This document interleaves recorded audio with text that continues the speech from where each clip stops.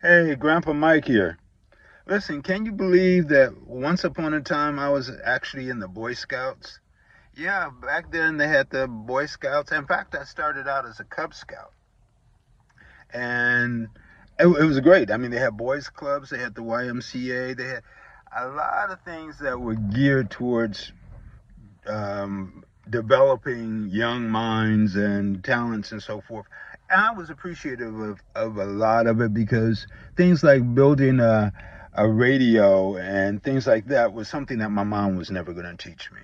And I don't know how many other parents were actually spending that kind of time to teach or to show young boys, different technology or different techniques that they could use that might benefit them later on.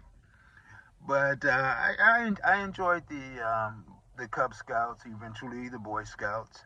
But the one thing that my big takeaway from that whole experience is this one lesson that I learned and I just held on to it was the case of the burn.